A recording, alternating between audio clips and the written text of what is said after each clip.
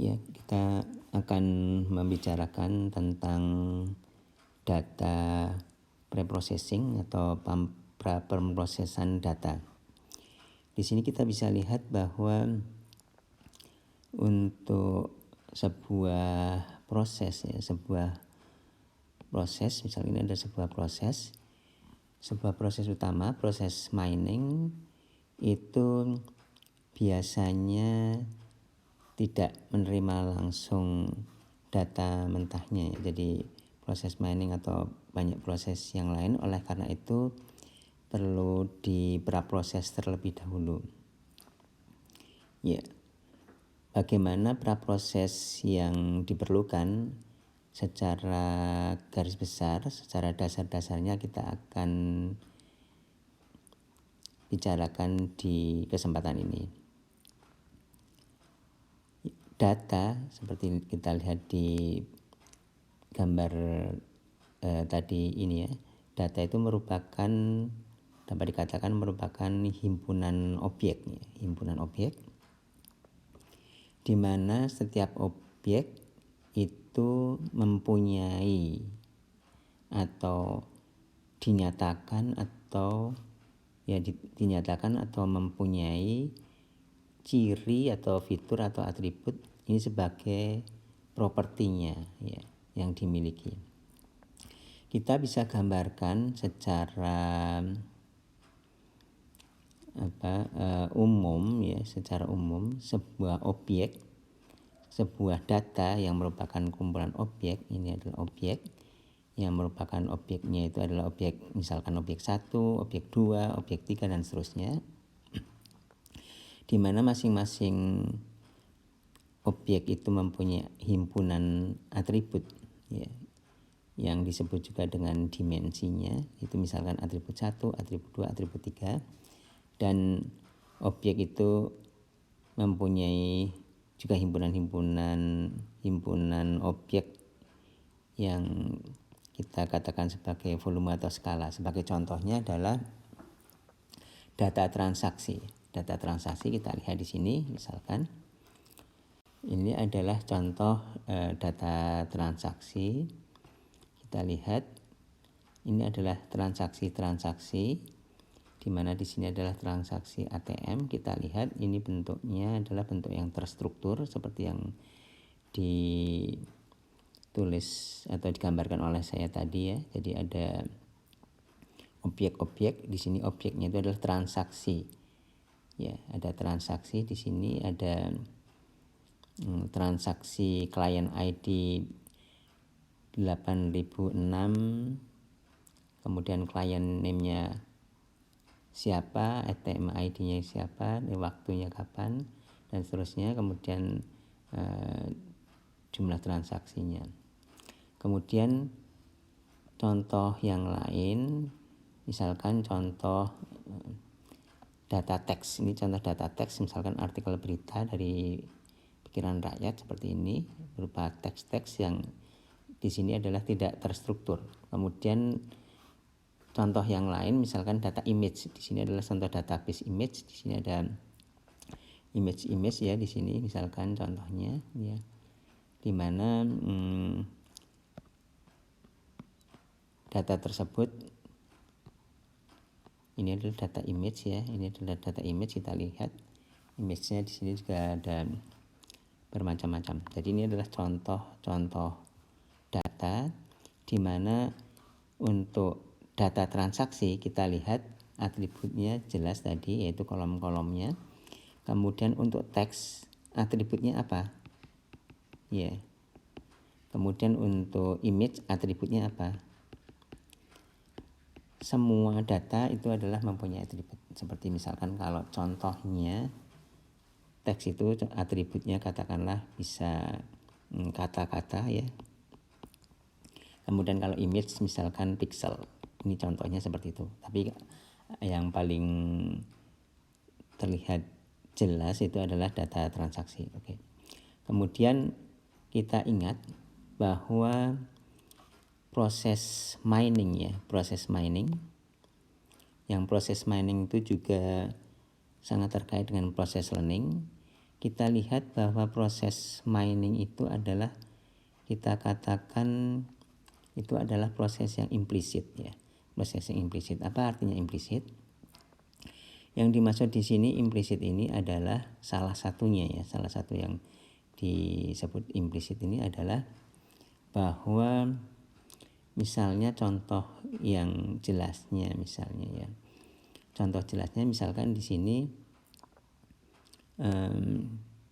misalnya adalah data transaksi ya. Misalkan data transaksi. Data transaksi di mana di sini atribut-atributnya tadi ada atribut misalkan customer ID, kemudian ada misalkan ATM-nya di mana, kemudian juga ada waktunya, kemudian jumlahnya dan seterusnya. Ya, sedangkan yang kita misalkan di sini adalah contohnya contoh prosesnya adalah klasifikasi. Apakah misalkan ini klasifikasi misalkan ya, klasifikasi kelasnya itu adalah apakah di sini adalah transaksi yang legal atau ilegal ya. Transaksi yang legal atau ilegal misalkan, di mana transaksi yang legal atau ilegal tersebut itu tidak bisa atau tidak sebenarnya terkait langsung dengan atribut-atribut yang ada. Atau contoh lain yang lebih jelas ya.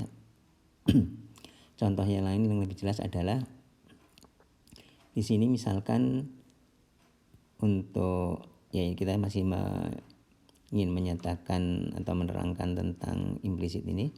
Misalkan contohnya adalah data mahasiswa atau alumni ya. Di mana di sini misalnya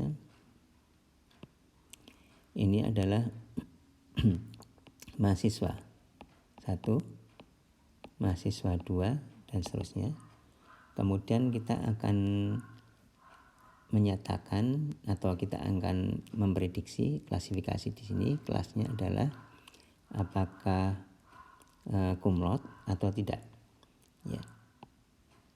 Untuk cum laude atau tidak itu sudah ada aturannya, yaitu dari sisi IP kumulatif dan masa studi.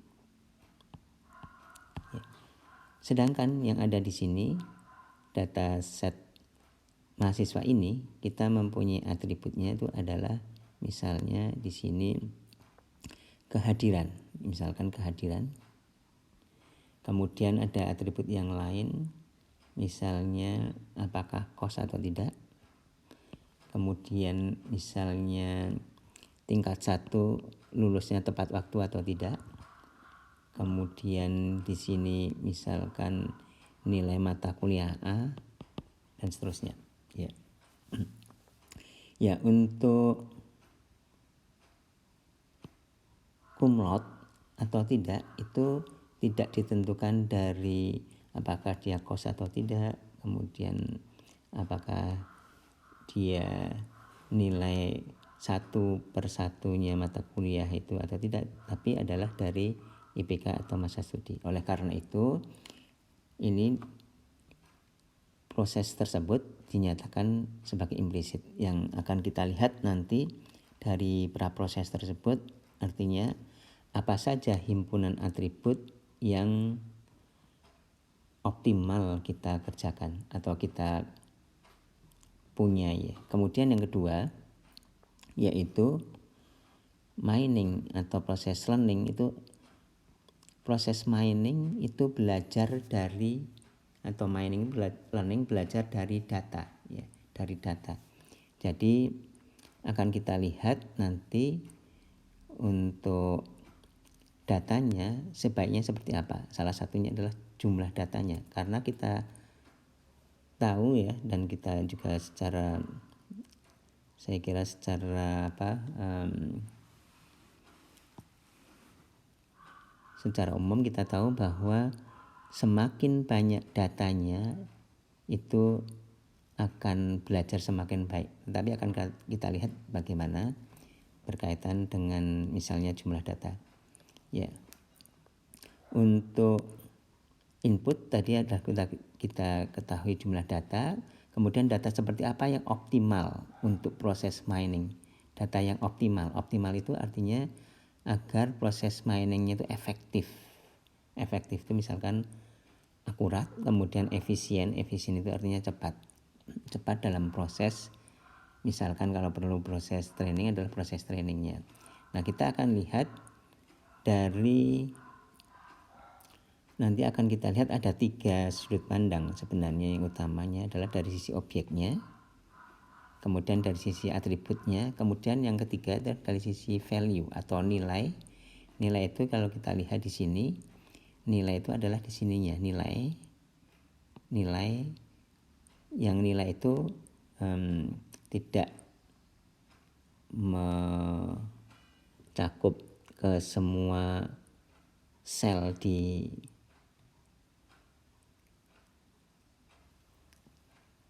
kolomnya atau sel di barisnya. Ya, kalau objek itu adalah ini menyatakan di baris ya, kalau kita lihat di gambar tadi, kemudian ini adalah kolom. Nah, kemudian di sini adalah sel dari tabel tersebut. Nah, kita mulai dari yang paling sederhana, yaitu dari jumlah objek dan jumlah atribut, jumlahnya ya, dari sisi jumlahnya. Bagaimana jumlah objek, kemudian nanti juga jumlah atribut yang baik, yang optimal ya, agar proses miningnya itu juga bisa optimal ya. Ya, kita mulai dulu dari jumlah objek. Ini dari sisi jumlahnya ya. Jumlah objek. Idealnya jumlah objek, karena prosesnya itu adalah proses mining, di mana mining itu menambang data, diperlukan data sebanyak-banyaknya, atau dari sudut pandang lain itu adalah proses learning, kita perlu data yang sebanyak-banyaknya. Oleh karena itu, kalau datanya sedikit ya, data sedikit, misalkan kita mempunyai data sedikit, maka pra-processingnya itu adalah datanya, jumlah data ditambah ya. Yang jumlah datanya tadinya sedikit, jumlah datanya ditambah. Nah, jumlah data ditambah itu kita sebut dengan upper sampling, atau dinamakan juga augmentasi ya, augmentasi data. Jadi kita memerlukan data yang sebanyak-banyaknya dengan menambah jumlah data. Bagaimana cara menambah jumlah data ya? Cara menambah jumlah data yang paling sederhana adalah dengan menduplikasi data yang ada ya, dengan menduplikasi yang data yang ada. Tetapi itu kurang bagus ya, karena antara objek satu dengan yang objek yang lain itu duplikat, sehingga kurang bagus.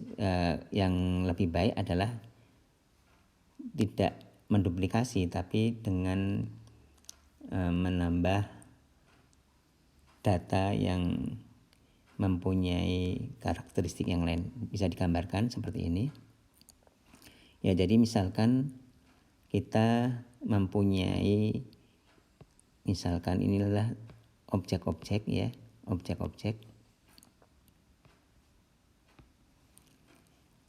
ya. Ini adalah objek-objek yang digambarkan dalam 2 dimensi. Ini 2 dimensi objeknya, misalnya seperti ini.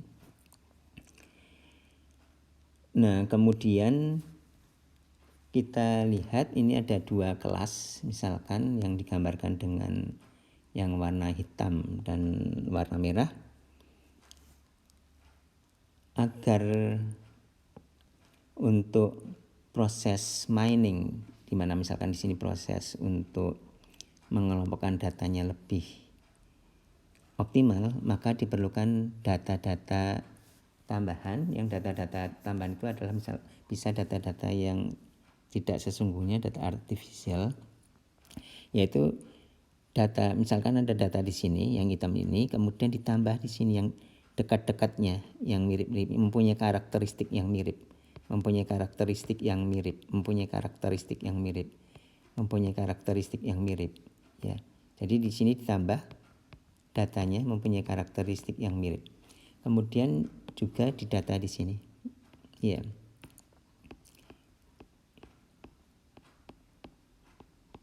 Ya. Jadi kita perlu augmentasi data. Bagaimana cara menambahnya, yaitu yang dengan yang data yang mempunyai karakteristik yang mirip tersebut, ya ini bisa dengan secara artifisial, artinya dengan mengubah-ubah sedikit karakteristik dari datanya, atau dengan aturan-aturan sesuai dengan permasalahan, ya. Seperti contohnya, misalnya untuk di data teks, ya. Ini data teks, ini ada contohnya, nanti bisa dilihat, ya. Ini kita lihat apa di sini.